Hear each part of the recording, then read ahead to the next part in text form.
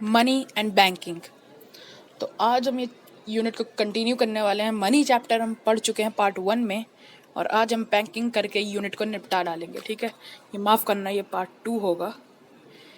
ये हमारे से गलती हो गई ज़रा सी, तो ये होगा आपका पार्ट टू। हाँ ठीक है, तो आज ये चैप्टर हम ख़त्म कर देंगे। जिसने पहले पार्ट 1 नहीं देखा वो देख कर और फिर यहाँ पर आना, और उससे पहले नेशनल इनकम भी देख लेना। ठीक है, okay, so let's get started.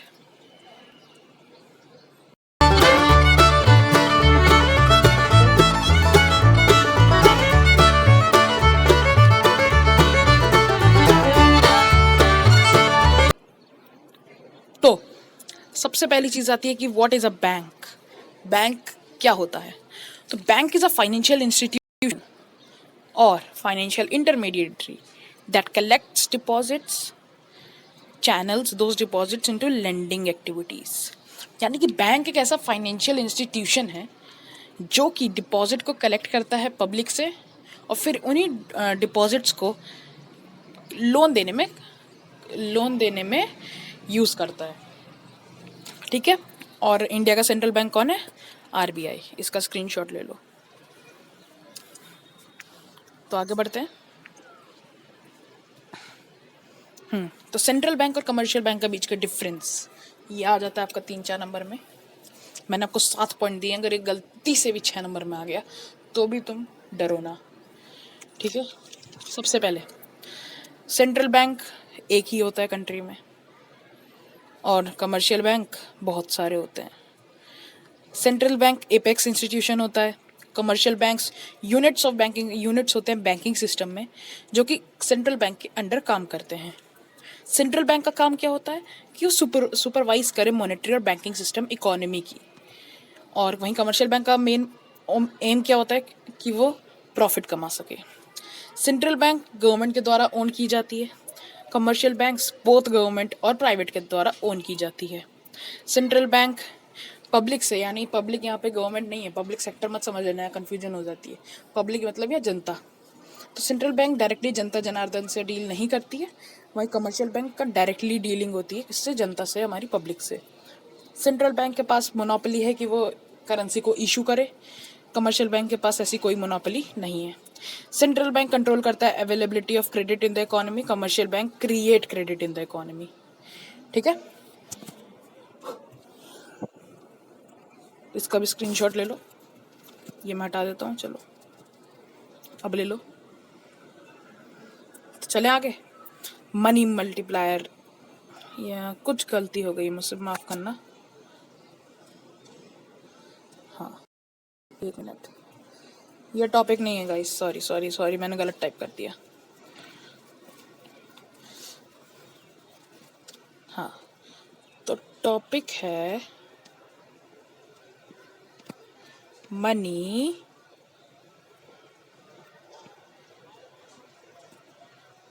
Creation और क्रेडिट क्रिएशन। ठीक है, मनी या क्रेडिट क्रिएशन, तो टॉपिक ये है। और ये करता कौन है? Commercial bank. तो ये पूरा टॉपिक का नाम है मनी क्रिएशन या credit creation bye commercial bank. तो इसमें हम पढ़ते हैं कि कमर्शियल बैंक मनी कैसे क्रिएट करता है। तुमको पता है कि वो जो तुमसे 1,000 रुपये अगर वो ले रहा है, अगर तुम बैंक में 1,000 रुपये डिपॉजिट कर रहे हो, तो कमर्शियल बैंक उस 1,000 रुपये से 10,000 रुपये तक कमा सकता है। कैसे, वो हम आगे पढ़ेंगे। पढ़ने से पहले हमें लेनी है 2 अजम्पशंस। पहली, अज्यूम करो कि तुम्हारे पूरे एरिया में सिर्फ एक ही बैंक है। सपोज तुम कहीं भी रह रहे हो, किसी भी सेक्टर में, चलो तुम्हारा कोई भी सेक्टर हो, उस सेक्टर में पूरे एरिया में सिर्फ एक ही बैंक है, पूरी लोकेलिटी में सिर्फ एक बैंक है। और सेकंड, तुम जो भी ट्रांजेक्शन्स करने वाले हो अब, वो सारी रूटेड होंगी बैंक के थ्रू। यानी कि जो भी ट्रांजेक्शन करोगे वो बैंक के थ्रू ही होंगी, या कुछ नहीं है, कैश तो है ही नहीं, भूल जाओ, कैश पेटीएम कुछ नहीं है, सीधा बैंक के थ्रू ही होने वाला है। ठीक है, तो अब पढ़ते हैं इसकी फंक्शनिंग, इसकी वर्किंग। ये देखो, हम यहाँ पे लेट करके चलते हैं। एक है सुरेश और एक है रमेश। तो सुरेश ने बैंक में दिया 1,000 रुपये।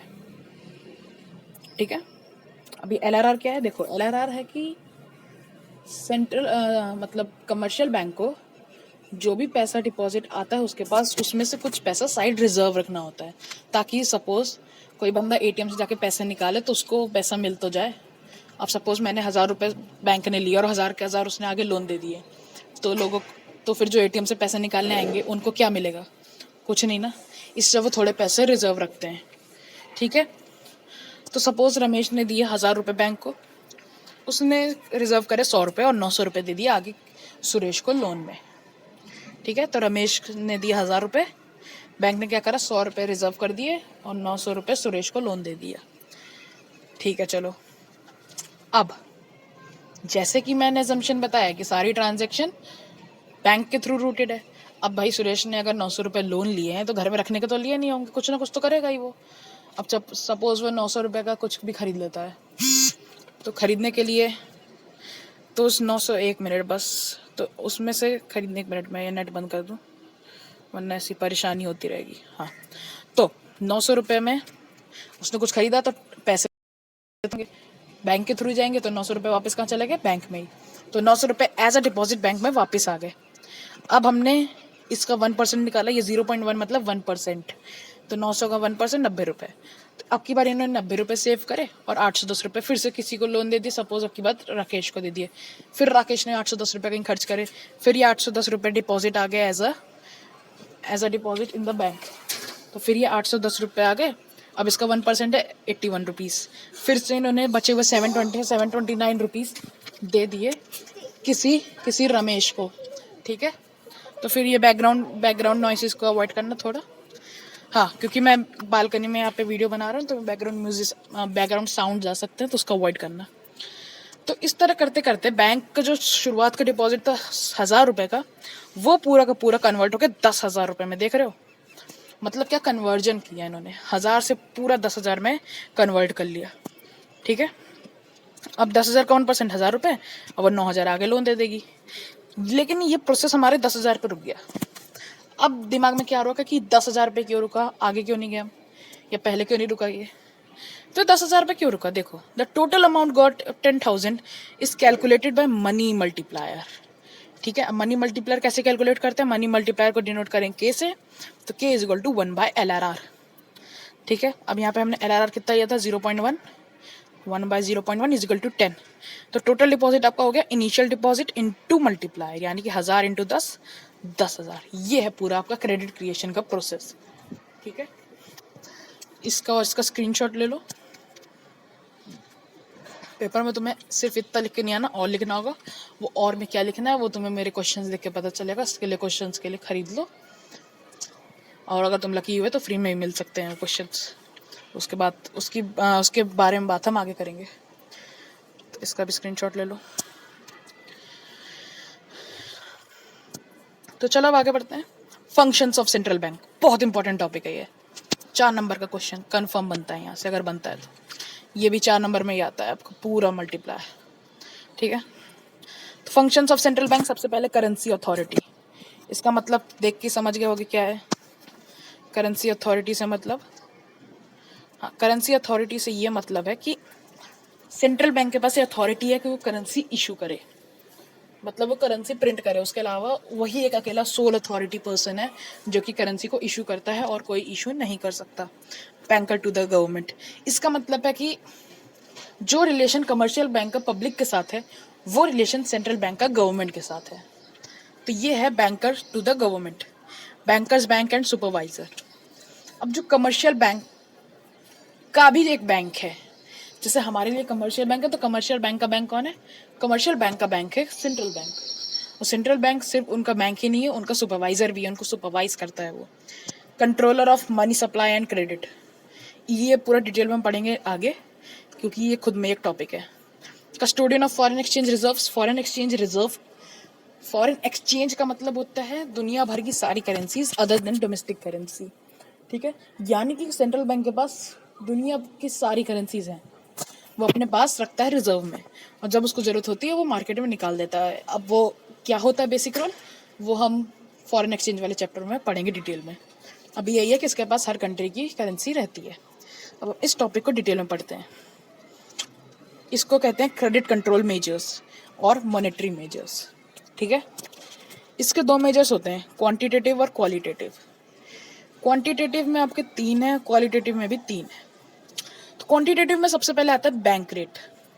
बैंक रेट वो रेट होता है जिस रेट पे सेंट्रल बैंक कमर्शियल बैंक को लोन देता है, ठीक है। जिस रेट पे सेंट्रल बैंक कमर्शियल बैंक को लोन देता है उसको हम कहते हैं बैंक रेट। अब हम हर केस में दो कंडीशंस इन्फ्लेशन और डिफ्लेशन की लेके पढ़ेंगे। अब सपोज इन्फ्लेशन आ गया तो सेंट्रल बैंक क्या करेगी? तो सेंट्रल बैंक बैंक रेट बढ़ा देगी। क्यों? जैसे सपोज पहले आपका बैंक रेट था 5% और उधर से कमर्शियल बैंक ने लेंडिंग रेट कर रखा था 7%। लेंडिंग रेट मतलब जिस रेट पे कमर्शियल बैंक आपको लोन दे रही है। अब यहाँ से सेंट्रल बैंक ने बैंक रेट बढ़ा दिया 5% से 7%, तो उधर से कमर्शियल बैंक को भी अपना रेट बढ़ाना पड़ेगा, तो उन्होंने बढ़ा दिया 7% से 10%। तो अब रेट बढ़ गया तो लोग अब लोन लेना कम प्रेफर करेंगे तो मनी सप्लाई जो हो इकोनॉमी में वो कम जाएगी तो मनी सप्लाई जो कि बढ़ी हुई थी इन्फ्लेशन में वो कंट्रोल में आ जाएगी। इन्फ्लेशन का मतलब सीधा सीधा ये मानो कि पब्लिक के पास ज़्यादा पैसा है, गवर्नमेंट के पास कम पैसा है। तो यहाँ मेन एम क्या है कि अब पब्लिक से पैसा निकलवाएं, और निकलवा नहीं सकते तो एटलीस्ट उन तक और पैसा पहुंचाए नहीं। तो अगर हमारा बैंक रेट बढ़ गया, साथ ही साथ लेंडिंग रेट भी बढ़ गया, तो लोग लोन नहीं लेंगे तो उनके पास एक्स्ट्रा मनी नहीं गया, उसी मनी को खर्च करते रहेंगे, जिसकी वजह से गवर्नमेंट के पास पैसा आएगा, ठीक है। और इन केस ऑफ डिफ्लेशन उल्टा हो जाएगा।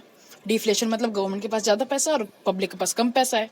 अब क्योंकि हमारी इकॉनमी मिक्स्ड इकॉनमी है तो हमको पब्लिक को पैसा पहुंचाना है, तो उसके लिए क्या करेंगे, बैंक रेट कम कर देंगे। 5% से 3% करा तो कमर्शियल बैंक ने भी 7% से 5% कर दिया। तो अब पब्लिक लोन लेना प्रेफर करेगी क्योंकि उनको कम रेट में लोन मिलेगा। तो लोन लिया, उन तक पैसा गया, यानी कि मनी सप्लाई इकॉनमी में इंक्रीज हुई, यानी कि डिफ्लेशन कंट्रोल हो गया। अगला है वेरिंग रिजर्व रेशियो, ठीक है। VRR, इसके अंदर इसको LRR भी कहते हैं, लिक्विडिटी रिजर्व रेशियो, ठीक है, दोनों एक ही है। इसके फर्दर दो पार्ट है, CRR और SLR। LRR मैंने बता दिया आपको रिजर्व है। अब ये रिजर्व देखो क्या होता है, हाँ, तो इस रिजर्व में एक होता है CRR और एक SLR। CRR मतलब कैश रिजर्व रेशियो, लिख रहे हो तो अभी ये चीज लिख लो, कैश रिजर्व रेशियो। तो यहाँ पे कमर्शियल बैंक को अपने डिपॉजिट्स का कुछ परसेंट सेंट्रल बैंक के पास जमा करना पड़ता है। और दूसरा होता है SLR, स्टैच्यूटरी लिक्विडिटी रेशियो। इसमें कमर्शियल बैंक को कुछ अमाउंट, उसका कुछ percentage as a liquid asset, यानी कि लिक्विड एसेट मतलब जो कि इजीली कन्वर्ट हो सके करेंसी या रुपी में, उसको वो अपने पास रिजर्व रखता है, ठीक है। अब फिर से हम लेके चलते हैं एग्जाम्पल। इन्फ्लेशन चल रहा है, पहले आपका LRR बोल रहा हूँ मैं, CRR SLR में स्पेसिफिकली नहीं बता रहा, मैं LRR बोल रहा हूँ। तो पहले आपका LRR था 10% सपोज, यानी कि अगर आपको 1000 का डिपॉजिट आ रहा है तो आपको 100 रुपये अलग रख देने हैं, ठीक है। इन्फ्लेशन है तो गवर्नमेंट ने बढ़ा के कर दिया उसको 20%, तो अब आपको 200 रुपये जमा करने हैं। तो अब कमर्शियल बैंक के पास पहले 900 रुपये थे लोन देने के लिए, अब 800 रुपये लोन देने के लिए, यानी कि कमर्शियल बैंक की लेंडिंग पावर कम हो गई। लेंडिंग पावर मतलब लोन देने की क्षमता कम हो गई, यानी कि अब वो लोगों को ज़्यादा लोन नहीं प्रोवाइड कर पाएगी, यानी कि मनी सप्लाई इकोनॉमी में कम हो जाएगी। मनी सप्लाई कम होगी तो उससे क्या होगा, इन्फ्लेशन कंट्रोल में आ जाएगा। इसी तरह डिफ्लेशन की बात करें तो 10% से सपोज 5% कर दिया, तो अब पहले 900 रुपये थे, अब 950 रुपये मिल रहे हैं। 950 रुपये हैं, 950 रुपीज़ हैं कमर्शियल बैंक के पास एज अ लोन देने के लिए। अब उस 950 रुपीज़ लोन दे सकती है, यानी कि उसकी लेंडिंग पावर बढ़ गई। लेंडिंग पावर बढ़ गई तो मनी सप्लाई बढ़ गई इकोनॉमी में, मनी सप्लाई बढ़ गई तो डिफ्लेशन कंट्रोल में आ गया। थर्ड है OMO। OMO मतलब ओपन मार्केट ऑपरेशन। यहाँ पे उसका मतलब है sale and purchase of securities या शेयर्स। तो फिर से हम इन्फ्लेशन और डिफ्लेशन की बात करते हैं। तो इन्फ्लेशन में सेंट्रल बैंक ने अपने शेयर्स को बेच दिया क्योंकि इन्फ्लेशन में पब्लिक के पास ज़्यादा पैसा है, शेयर्स बेचेगी, बदले में पैसा आएगा तो पब्लिक के पास से पैसा निकलेगा आएगा गवर्नमेंट के पास, मनी सप्लाई कम हो जाएगी इकोनॉमी में, मनी सप्लाई कम हो जाएगी तो इन्फ्लेशन कंट्रोल में आ जाएगा। और डिफ्लेशन में इसका उल्टा कर देगी, वो सिक्योरिटीज खरीद लेगी तो पैसा जाएगा इकोनॉमी में, पैसा जाएगा तो मनी सप्लाई इंक्रीज होगी, मनी सप्लाई इंक्रीज होगी तो डिफ्लेशन कंट्रोल में आ जाएगा। खत्म। क्वांटिटेटिव और क्वालिटेटिव का देखो मतलब ये है, क्वांटिटेटिव मतलब जो कि पूरी इकोनॉमी को इफेक्ट करे, ठीक है, और क्वालिटेटिव की पर्टिकुलर किसी सेक्टर को इफेक्ट कर रही हो वो पॉलिसी। देखो क्वांटिटेटिव हमने तीनों जो मेथड देखे वो पूरी इकोनॉमी को इफेक्ट करेंगे कहीं ना कहीं, लेकिन क्वालिटेटिव में भी हम पढ़ेंगे किसी सेक्टर को हम इफेक्ट करवा रहे हैं। जैसे पहला मार्जिन रिक्वायरमेंट। मार्जिनल रिक्वायरमेंट मतलब होता है, इसका डिफरेंस होता है जितने में जितना तुम लोन ले रहे हो उसके बदले में जो तुम सिक्योरिटी दे रहे हो। सपोज तुम घर खरीद रहे हो, अब घर है तुम्हारा 80 लाख का, अब जब तुम लोन लोगे तुम पूरे 80 लाख तो लोगे नहीं, सपोज तुमने लिया 40 लाख का लोन लिया, लेकिन जो तुम वो एज अ सिक्योरिटी देते हो बैंक को वो तो पूरे घर के कागजात दे देते हो, घर के पेपर देते हो। घर तुम्हारा कितने का, 80 लाख का, तो यानी कि मार्जिन यहाँ कितना हो गया, 40 लाख का, ठीक है। अब सपोज ये मार्जिन सेंट्रल बैंक डिसाइड करता है कम से कम इतने मार्जिन में हम लोन देंगे, इससे ज़्यादा मार्जिन में नहीं देंगे। सपोज मार्जिन था पहले 20 लाख रुपए, कि मतलब अगर तुम 80 लाख का घर खरीदे हो तो तुम्हें 60 लाख तक का लोन मिल सकता है, ठीक है। अब गवर्नमेंट ने बोला भाई ये मार्जिन बढ़ा दो तुम 40 लाख में, यानी कि अब तुम अगर 80 लाख का घर खरीद रहे हो तो तुम्हें मैक्सिमम 40 लाख का लोन मिलेगा, उससे ज़्यादा लोन नहीं मिल सकता। इससे क्या हुआ, फिर से कमर्शियल बैंक की लेंडिंग पावर कम हो गई, मनी सप्लाई कम हो गई, इन्फ्लेशन कंट्रोल में हो गया। और डिफ्लेशन में इसको बढ़ा देंगे, वो कहेंगे चलो 20 लाख से 10 लाख कर दो, यानी कि तुम्हें 70 लाख तक का लोन मिल जाएगा। तो क्या हो गया, कमर्शियल बैंक की लेंडिंग पावर बढ़ गई। लेंडिंग पावर के बढ़ने से क्या हुआ, मनी सप्लाई बढ़ गई। मनी सप्लाई का बढ़ने से क्या हुआ, डिफ्लेशन कंट्रोल में होगा। इसने किसको इफेक्ट करा, हमारे इसने इफेक्ट करा बेसिकली हाउस होल्ड सेक्टर को और सेकेंडरी सेक्टर को, जो कि हमारे इंडस्ट्रीज के लिए लैंड खरीदते हैं, ठीक है। Second, selective credit control. यहाँ पे हमारी आरबीआई क्या करती है, मतलब वो सिलेक्ट कर देती है कि किसको कितना क्रेडिट देना है। यहाँ पे वो एनकरेज और डिस्करेज करती है, क्या ये मतलब सिलेक्टिव लोगों को ही लोन देती है, ये बात है। यहाँ पे वो जैसे इन्फ्लेशन है, इन्फ्लेशन में वो कहेगी कि भैया लोन ज़्यादा मत दो लोगों को, कम लोन दो, ठीक है, ये ऐसा गाइडलाइन देगी कमर्शियल बैंक को। और डिफ्लेशन में वो मतलब गाइडलाइन देगी कि लोन दो, मतलब इन्फ्लेशन में वो लोन देना डिस्करेज करेगी और डिफ्लेशन में एनकरेज करेगी, ठीक है। और आता है हमारा मॉरल सुएशन, इसको मॉरल सुएशन कहते हैं, मॉरल सुजैन कहते हैं, काफ़ी सारे नाम है इसके। तो मॉरल सुजैन लेके चलते हैं, चलो। तो ये मॉरल सुजैन में भी बिल्कुल सिलेक्टिव क्रेडिट कंट्रोल की तरह ही है थोड़ा बहुत। तो इसमें वो क्या कर देते हैं, इसमें वो एक तरीके से ऑर्डर दे देते हैं,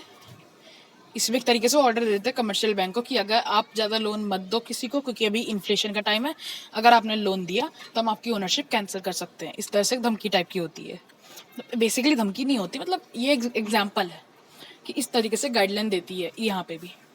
अब ये selective credit control moral suasion में अंतर ये है कि सिलेक्टिव क्रेडिट कंट्रोल में इकोनॉमी को देखते हुए हमारी सेंट्रल बैंक कह देती है कि इस सेक्टर को आप लोन दे दो कोई बात नहीं, लेकिन बाकी सेक्टर को मत देना।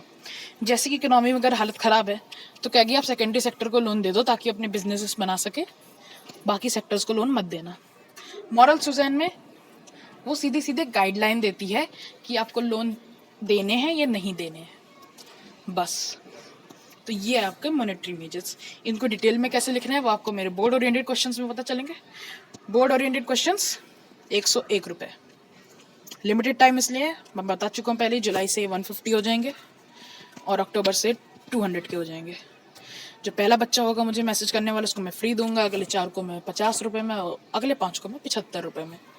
तो जितनी जल्दी हो सके मैसेज कर देना, ठीक है।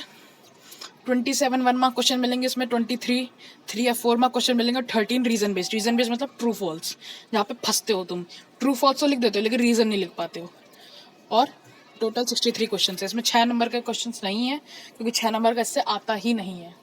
इस यूनिट की तुम्हारी टोटल लेंथ 6 नंबर की है शायद, और 2 चैप्टर से मिला करके 6 नंबर का आ रहा है, तो 6 नंबर का एक क्वेश्चन तो नहीं ही आएगा फॉर श्योर, ठीक है। तो इससे इतना ही आता है, तो मुझे व्हाट्सअप कर देना, डिस्क्रिप्शन बॉक्स में तुम्हें मेरा नंबर मिल जाएगा, वहाँ पे जाके तुम मुझे व्हाट्सअप कर सकते हो। ठीक है, तो वीडियो अच्छी लगी हो तो लाइक कर देना, अपने दोस्तों के साथ शेयर कर देना। ठीक है, तो एंड करते हैं अपने क्लासिकल अंदाज में 2 लाइनों के साथ कि our greatest weakness lies in giving up. Our greatest weakness lies in giving up. The most certain way to succeed is to give one more try. I repeat, the most certain way to get succeed is to give one more try. ठीक है, तो मतलब ये है कि हार मत मानना, लगे रहना, डटे रहना। ठीक है, तो एंड करते हैं इसी तरह। चलिए, थैंक यू, जय हिंद, जय Bharat, take care, bye bye.